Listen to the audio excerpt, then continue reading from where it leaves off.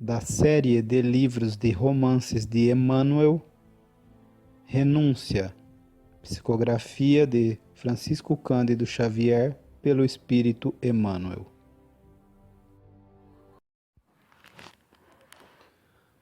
Parte 2ª, capítulo 1. O Padre Carlos. Estamos no decurso de 1681. Em Ávila, houve algumas modificações.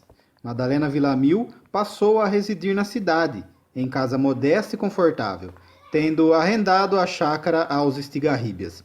A educação de Alcione exigira a mudança, aliás, consumada com grandes dificuldades. A pobre senhora estava prematuramente envelhecida. Não fossem os extremos cuidados com o hobby e o apego à filha dotada de virtudes raras e preciosas, talvez já tivesse atendido aos apelos da saudade buscando as regiões da morte. Diversas vezes nas crises periódicas de enfermidade dos pés, abeirava-se do sepulcro, mas a dedicação maternal vencia sempre, dilatando-lhe as forças físicas. Assim, oscilava ela entre os dois entes mais amados, como o pêndulo afetuoso, sem qualquer preocupação pelo resto do mundo, exceto o antigo projeto de uma visita à América distante. Afora os propósitos ardentes do padre Damiano, relativos a uma possível missão religiosa nas terras do Novo Mundo, suas esperanças esbaíam-se em planos vagos e indefinidos, e a vida continuava entre esperanças e recordações. Rob tem agora 7 anos, e Alcione conta 17 primaveras.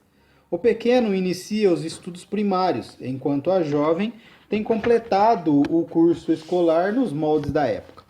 A filha de Cirilo, protegida por Madre Conceição e sob os desvelos de Padre Damiano, sabe o latim, o inglês e o francês, distinguindo-se igualmente na música por suas formosas e inspiradas composições. No canto, é a primeira voz no coro da catedral da cidade famosa. Suas relações mais íntimas expressam singular admiração pela delicadeza feminil aliada a vastos conhecimentos científicos.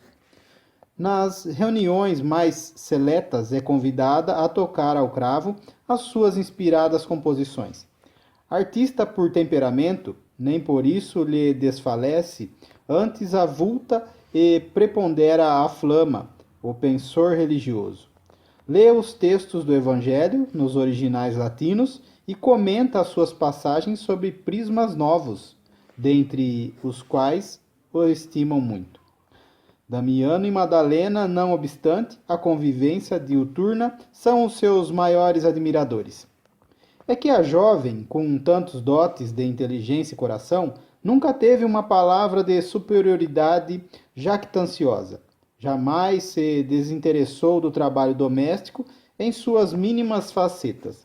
A filha de Dom Inácio, para atender às despesas domésticas, teve que intensificar os trabalhos de agulha, auxiliada pela filha, sempre incansável e prestativa.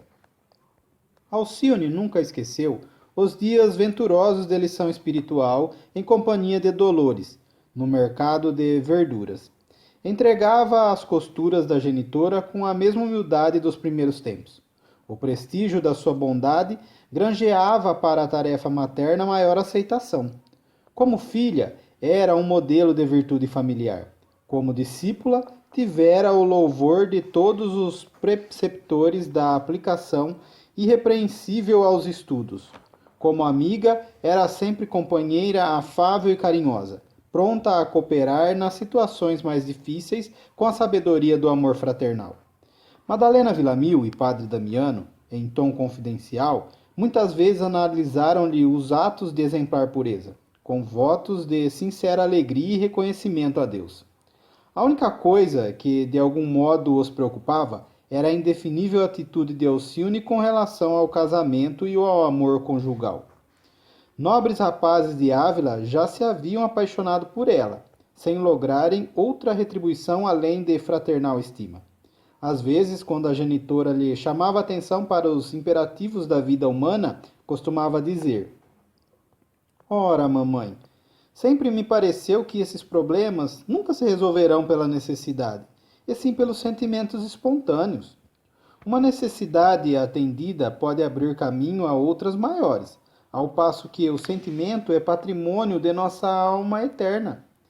Que me valeria aceitar a proposta de um fidalgo tão só para satisfazer as situações exteriores? Não seria trair o coração que devemos consagrar a Deus? Madalena Villamil ouvia-a entre satisfeita e orgulhosa. Aquele espírito de trabalho e decisão de que Alcione estava dando testemunho propiciava inefável conforto ao coração de mãe. O passado só lhe oferecia tormento e lágrimas. Muita vez tivera diante dos olhos o cálice da angústia e transbordar. Mas a afeição da filha era como bálsamo poderoso que anestesiava a úlcera das recordações. Sim, Alcione tinha sempre uma palavra mágica para qualquer dificuldade, um motivo de edificação nos fatos mais insignificantes. Desde que se associara às palestras domésticas, insensivelmente a levara a esquecer os motivos do abatimento espiritual que faziam dela uma prisioneira de melancolia, ensimesmada no seu passado. A intimidade do Evangelho dava-lhe a expressão verbal propriedades eufóricas. O exemplo de Jesus era aplicado a preceito em cada caso, precisa e logicamente. Semelhante atitude, porém, não obedecia a posições hierárquicas, a gestos estudados, a mímica do fanatismo. Tudo era espontâneo, como acontece na vida das grandes almas que descobrem a presença do Mestre permanente em seus caminhos, sentindo-lhe a companhia divina, qual amigo invisível a lhes medir cada passo, cheios de compreensão e de júbilo. Nada obstante, essa dádiva de Deus à sua alma sofredora, a filha de Dom Inácio não podia forrar-se a umas tantas preocupações mais fortes. O filhinho adotivo trazia-lhe o espírito inquieto pela sua rebeldia constante. O que cedera com a educação de Alcione estava longe de vingar com a índole caprichosa de Rob. No tempo a que nos reportamos, começara ele a frequentar as aulas de instrução primária, mantidas por Damiano na igreja de São Vicente, e todos os dias voltava ao lar com queixas e reclamações.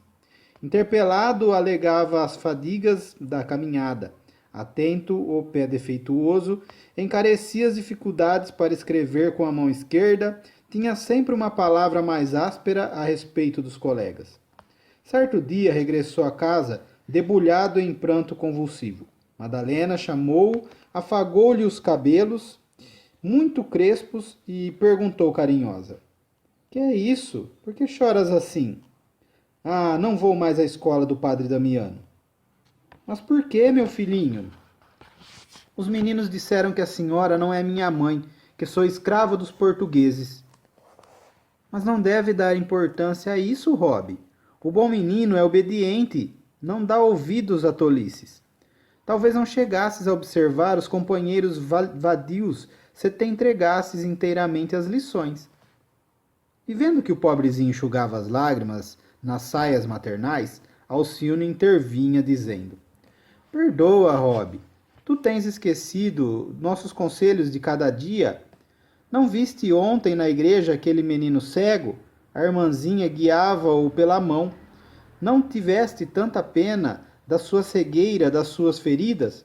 Era uma criança tão infeliz e, como não podia ver padre Damiano, pediu-lhe a mão para beijar. Como não te lembras desses exemplos, quando os meninos ignorantes provocam a tua cólera? Quem muito reclama não sabe agradecer a Deus."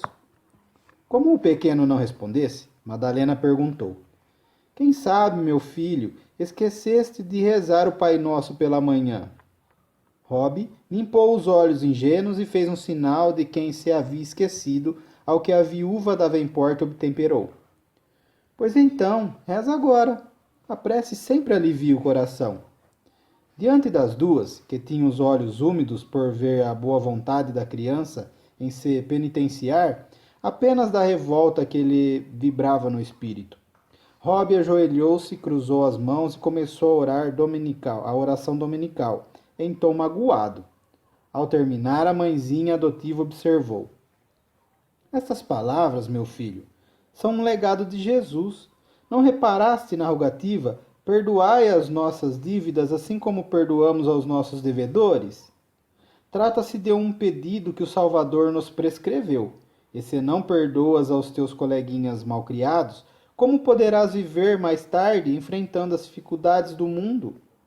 Entretanto, como acontece a muita gente adulta que repete as expressões verbais, amorosas e sublimes nas orações mais significativas, sem lhes penetrar o sentido, conservando intactos a mágoa da ofensa e o impulso de revide, o pequenino acrescentou: Mas os meninos da escola, mamãe, chamaram-me moleque. Que tem isso? Retrucou Madalena, sensibilizada. Se em casa sei que és meu filho e que Alcione é tua irmã. O pequeno parecia meditar alguns momentos, enquanto mãe e filha ponderavam silenciosas a precocidade das suas objeções. Mas não tardou que ele se aproximasse da jovem, que abordava com atenção, e depois de estender o braço, comparando as epidermes, rompesse a chorar, abraçando-se a Madalena. A senhora está vendo? A mão de Alcione é branca e a minha é escura. Ela tem 5 dedos, eu tenho só 2. Deus quis assim, meu filho, esclareceu a esposa de Cirilo, fazendo o possível para não chorar também. Então Deus não é bom como a senhora falou, advertiu, causando a ambas funda impressão. Nesse interim, Alcione levantou-se e disse melíflua: Está bem, Rob, agora chega de recriminações. Mamãe já te aconselhou, já rezastes, já te pedimos para perdoar. Hás de esquecer estas tolices. Vamos à aula de música. O rapazelho fez uma expressão de enfado, mas foi ao quarto de dormir e voltou com o delicado instrumento. A irmã ensinou-lhe com ternura a tomar posição adequada, em seguida sentou-se ao cravo e feriu algumas notas. O aprendiz moveu o arco dificilmente, acentuando logo a seguir. Creio que não vai. O ruído das cordas causa-me mal-estar em todo o corpo. No princípio é assim mesmo, explicou a jovem bondosamente. É preciso insistir. E Rob prosseguia no exercício, vencendo pesadamente os obstáculos iniciais. Esgotado o tempo regimental, Alcione tocava antigas músicas da mocidade de sua mãe, enchendo a casa de suaves harmonias.